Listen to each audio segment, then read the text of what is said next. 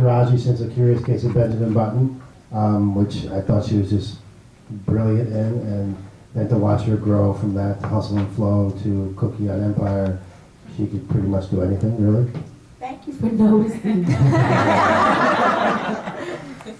Anyway, she's like, you know, a consummate actor first and foremost. And then Janelle Monáe, we wanted someone new, a new, fresh idea, and Janelle came in and auditioned, and strangely enough, fought for the part just like her character fights for her rights in the film. You forgot to tell them the part when you went to Donna and said, I want to do this film, but I want to do it with Taraji. That's important. That's a big line. I want it. I went to Donna and I said, it's a joke. I told them already. They know.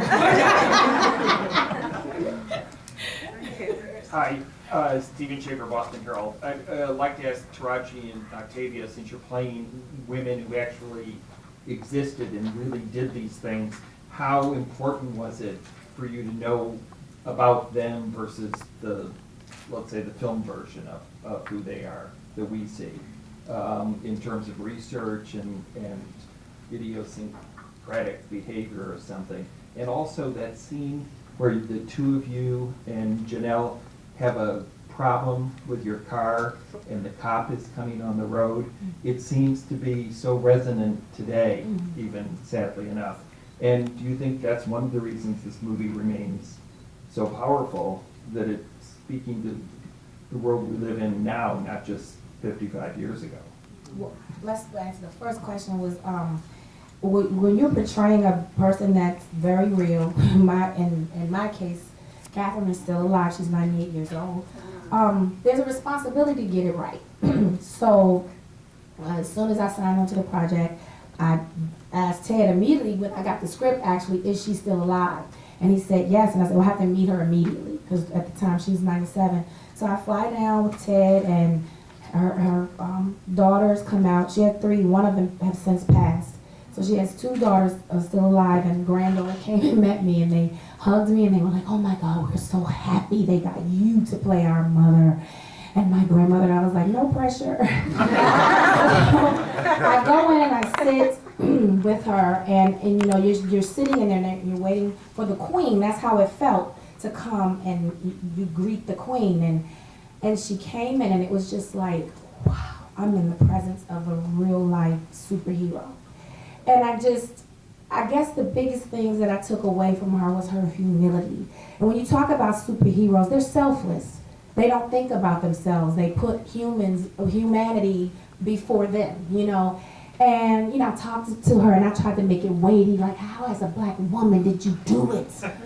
You know, they were misogynistic, and, you know, I'm sure you got called the N-word. And she was just like, well, you know, it just was the way it was. You know, that was the way it was. I just did my job. I wanted to do my job. And, you know, she was so humble. She would always say, we. Well, we. And I'm like, in my mind, no, Catherine, it was you. It was your mind alone that got Glenn to orbit the earth. He didn't say, go get so-and-so, so-and-so, so-and-so. He said, go get that smart girl.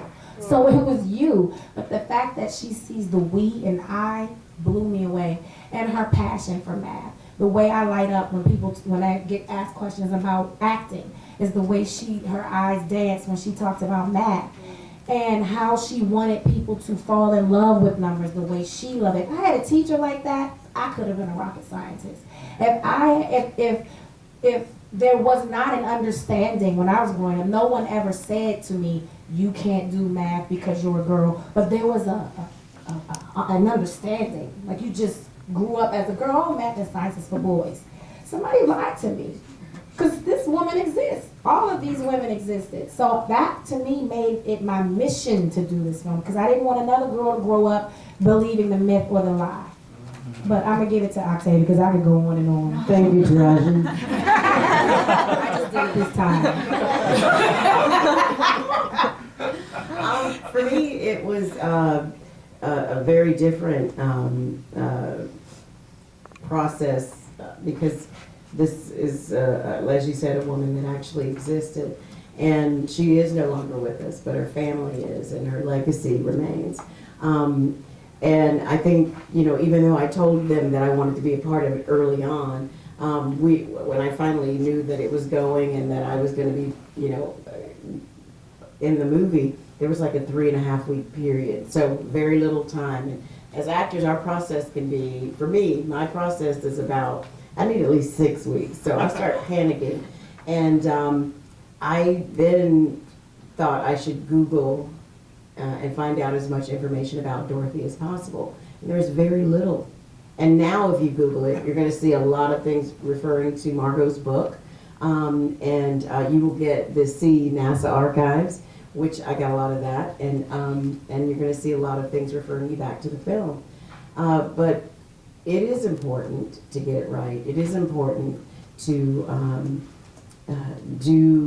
learn all that you can about the person and then throw it all away so that you're not in any way doing some sort of mimicry.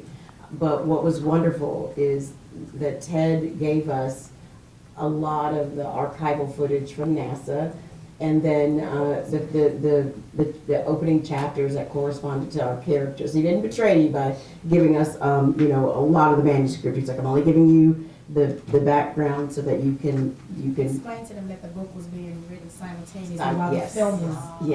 Yes. Lots of moving parts. Yeah. And so for me, the research part was, it was integral, but you also want, if this is the first time that these women are being introduced to the world in this way, there are enough negative images of black women out there. And I did not want to portray her in any stereotype. I wanted to make sure that her integrity was preserved. Thank you, because the brain, guys, the brain. No coffee. But and to your other question about the opening scene, I think that opening scene for me is this wonderful metaphor of what was to come in their lives. The love and camaraderie and fidelity that they had with each other as friends, but it was a twisty, winding road that they had to navigate and negotiate in a very interesting way, and I think Ted did a brilliant job. You did, and now I think that scene is so powerful because, like you said, we're dealing with, you can feel the audience brace themselves when the cop arrives. And right, black people are going to go, oh yeah, police. No, but what's beautiful about that scene is that you see this man unlearn racism right before your very eyes, and it proves to you that your perception can change in a matter of minutes. And that's when you know racism is learned. He literally saw that these women mattered. These women's lives mattered to the great space race. So that negativity that he was about to spew on them, of course, shifted in a blink of an eye. And if we all get, as a human race, back to some goal that we can all focus on, I think the world will be more balanced. It's more balanced right now. I think it's a classic example of art imitating life. Because we wrote that scene and shot that scene long before the string of police shootings against black motorists. And who could have predicted that? Who could have predicted the passage on Glenn? These things just kind of, I don't know, makes the movie even more special, more important to us. Right over here. Hi, I'm Dominga with BlackFilm.com. I just want to say that this is a very poignant picture. I was very proud to witness and experience it as a black woman. I just want to know, because of the juxtaposition between the NASA world and what was actually going on in real life, if any of you had a chance to speak with Catherine about what it was like to be in that world and then to step outside and have to battle for basic human rights. I touched on that, and she did it, like when you're in that, this is what I noticed even when I talk to my grandmother or anybody from that era, they didn't wallow in the muck and go, like how we complain today, oh, this is that, they don't do that, we got to go out here and march. They didn't do that. They just didn't. Yes, they marched. They marched when there was an injustice or whatever, but every day was not a march. You know, at some point you're going to have to say, okay, this is what it is. Put your head to the ground, grind and get through it, because your hard work is going to open up doors for somebody coming behind. So she never complained. It just was what it was. So she didn't sit there and go, yeah, well, you know, I had to go to the bathroom. No. I just wanted to go to work and do my numbers, and she stopped right there. You know, it was what it was, and she stopped right there. There was no, let's talk, you know. And I think about that as a black woman in Hollywood. I get asked this question all the time. You see the diversity, this, that. You bring up a great point. When she's like, I hate when people say diversity because the first thing you jump to is black and white. Well, when you talk about diversity, you're talking about women being hired in front of and behind the camera. You talk about disability people, LGBTQ community. Like, so when I hate when people think this diversity because they look at the black actor like, go. And it's like, we just scratching the surface when you talk about this diversity thing. It just doesn't start with me. Like, stop it. We think so small. We think so small. But yeah, she didn't complain, and like when I get that question, I don't sit and go, yeah, well, you know, they don't pay me and it's not enough roles. That's not my story. I own 6 properties. Hollywood has been damn good to me. Now, you can ask me, have they not paid me what I deserve? That's the question. Oh, yeah. But to go to the studios, I don't know. I do the work. Go to the studios. Why are you asking me? I don't write the checks. But it gave me a new sense of stop complaining about the issues. Listen, life is spiritual warfare. If you don't know that, you're doomed. We're never going to be equal, right? It's always going to be love versus hate. The sun is constantly chasing the moon. It's negative. We struggle with that as humans within ourselves every day. As a society, we're going to struggle. So you just got to choose when you wake up, what side am I on today or for the rest of his life? It's negative or dark.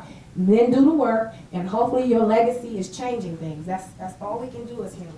And maybe, Margaret, you could speak a little bit about when you met Papa and what you said.